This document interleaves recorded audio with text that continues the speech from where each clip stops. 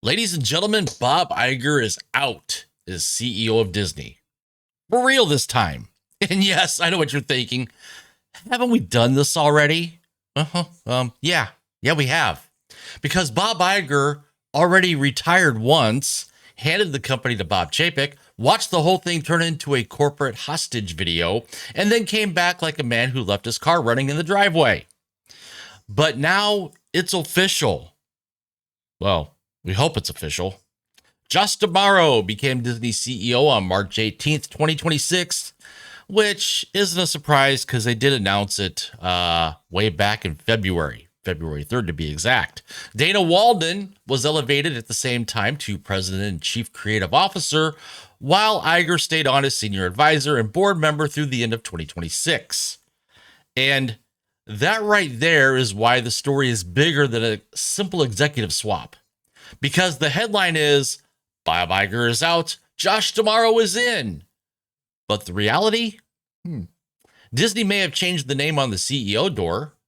I wonder if Josh gets to use that illustrious bathroom in Bob's office, or does he even get Bob's office, without changing the machine at all.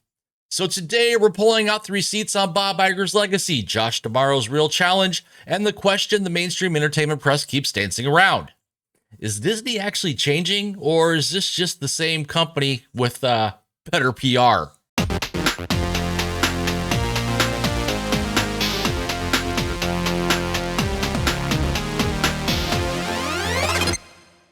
What's up, everybody? Welcome back to The Critical Nerd, the channel where we follow the money, ignore the spin, and keep our expectations low and our receipts high. If you're new here, if you would do me a favor, smash that like button, subscribe, notification bell, you know the drill. Because this story is not just about one executive leaving, it's about whether Disney has learned anything at all. Let's start with the obvious. Bob Iger is not some lightweight executive who lucked into the biggest job in Hollywood. This is the guy who oversaw Pixar, Marvel, Lucasfilm, and the bulk of 21st Century Fox becoming part of Disney. Those deals helped transform Disney into one of the most powerful IP conglomerates in entertainment. Disney itself still frames Iger as the architect of one of the most successful periods in company history. And to be fair, that part is true. If you're grading him on acquisition, scale, and raw corporate expansion, Bob Iger's resume, well, it's ridiculous. But here's the problem. Buying great brands is not the same thing as taking care of them. Because by the back half of the Iger era, Disney started looking less like a creative powerhouse and more like a franchise processing plant. Marvel became inconsistent. Star Wars became chaotic. Live-action remakes started feeling like algorithmic necromancy. And Disney Plus became the place where intellectual property went to be stretched, diluted, and dumped in bulk. That doesn't erase Iger's wins, but it absolutely complicates the mythology. Because when the Hollywood media talks about Bob Iger, they tend to talk about him like he's the last adult in Hollywood. And maybe he was. But he also helped build the version of Disney that audiences increasingly stopped trusting. Now let's talk about the part nobody in corporate media likes to linger on. The stuff that didn't work. Disney's streaming strategy became one of the clearest examples of what happens when a legacy studio decides that more content automatically means more value. Iger said in 2024 that Disney had produced too much, spent too much, and hurt quality in the process. Disney's own restructuring in 2023 was explicitly aimed at restoring accountability to creative businesses after that streaming heavy sprawl. And that's really the key point. Disney just didn't overextend. It overextended while acting like infinite brand elasticity was a real thing. Marvel shows, well, they became homework. Star Wars became a content scheduling exercise.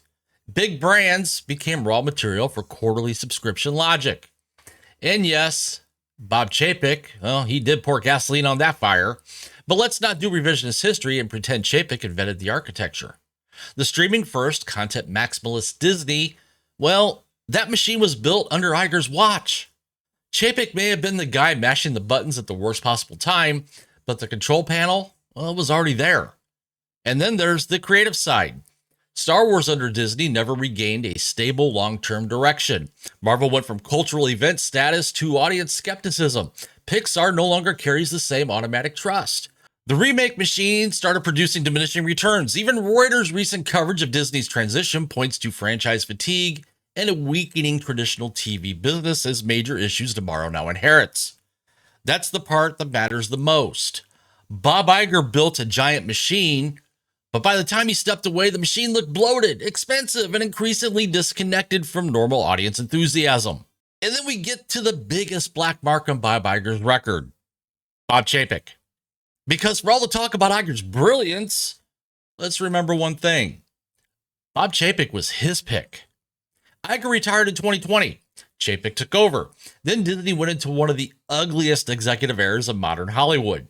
Chapek's tenure became defined by internal mistrust, messy public controversies, fights with talent, public blowback, and strategic confusion. Well, before Disney fired him in November 2022 and brought Iger back, Reuters' March 2026 coverage still points to the ghost of Chapek's unpopular tenure hanging over Disney and tomorrow's succession. Now, to be fair, Chapek did inherit an impossible moment. COVID detonated the parks business. The theatrical market collapsed. Streaming economics were unstable. And the entire internet world was upside down. All that's true. But the reason this still lands on Iger is simple. Bob picked him. And once you have to come back and rescue the company from your own successor, that aura of flawless leadership takes a hit. Takes a big hit. Because now every Disney succession story gets filtered through the same question. Did they actually pick the right person this time? And that question matters even more because Josh D'Amaro also comes from parks. So yes, the Chapek comparison is unavoidable. So let's talk about Josh D'Amaro. He officially took over as CEO on March 18, 2026. He's a longtime Disney executive, a parks and experiences operator, and the guy Disney is betting can stabilize the company in the post-Iger era. Reuters reported that Disney's experience division contributed 57% of Disney's $17.5 billion in profit last year, which is the strongest possible argument for his promotion. And that matters, because unlike Chapek, D'Amaro is arriving with a much stronger public profile internally, and he's coming from the part of Disney that actually kept printing money while other divisions stumbled. So yes, there is a legitimate case for him. But here's where I think the real story starts. Josh D'Amaro becoming CEO does not mean Disney is about to fundamentally change. Why, you ask? Well, because Dana Walden got promoted too. Disney's own announcement says Walden became president and chief creative officer effective the same day D'Amaro became CEO. And Disney also made clear that Walden has already been leading Disney's global entertainment media, news, content, and streaming businesses. And Reuters described the recent restructuring as further consolidating film, TV, streaming, games, and digital entertainment under her side of the business. That's not a minor detail. That's the story. Because if you were hoping Bob Iger stepping down meant Disney was suddenly going to become a dramatically different company, this promotion should sober you up immediately. This is not Disney cleaning house. This is Disney reassigning offices. The parks guy gets the CEO title. The longtime entertainment and streaming power player gets elevated right next to him. That's not a revolution. That's a reshuffle. And politically, that matters too. Dana Walden has long been reported as personally close to Kamala Harris. Fox News, citing earlier reporting, described Walden as one of Harris's close friends and noted that concerns were raised publicly after the ABC presidential debate. ABC said Walden does not influence editorial decisions, and that distinction matters. So, to be precise, I would not claim as hard fact that Walden personally ran the debate disaster, but as commentary, as perception, as a symbol of the same elite media political ecosystem staying firmly in place? Absolutely. Because that's the point. Even if Josh D'Amaro wants to change Disney's tone, the broader power structure still looks very familiar. Same media class, same internal network, same creative hierarchy, same ideological corporate bubble. Different CEO And if that sounds cynical, good. Because this is Disney we're talking about, a company that loves packaging continuity as transformation. So just what is Josh D'Amaro inheriting here? What is he walking into? Well, on the plus side, the parks, well, they're still the crown jewel. Disney's been pushing deeper integration between Disney Plus and Hulu. The company is consolidating its entertainment structure in a way that clearly aims to tighten control and create more alignment. D'Amaro himself has talked about a One Disney approach and a more personalized future for the consumer experience. So if you want the optimistic read, well, here it is. Maybe Disney looked at the chaos of the last several years and decided it needed an operator instead of a legend. Maybe D'Amaro is the guy who can make the trains run on time, stop the bleeding, and bring some discipline back to the place. That's the best case scenario. But the bad news is still sitting right there in plain sight. Marvel's got brand damage. Almost said brain damage. Brand damage. Star Wars still feels culturally diminished compared to what it was supposed to become under Disney. Linear TV, well, it's declining. Streaming remains brutally competitive, and Disney now has to navigate AI disruption, labor tension, and changing audience habits all at once. Reuters, well, they specifically pointed to AI disruption, geopolitical instability, franchise fatigue, and competition from platforms like YouTube and TikTok as part of the environment D'Amaro inherits. And that AI part there, well, it's especially important because Disney's trying to play both sides of the AI fight. The company struck a licensing deal with OpenAI around select Disney IP uses, while also taking legal action against unauthorized AI uses through other channels.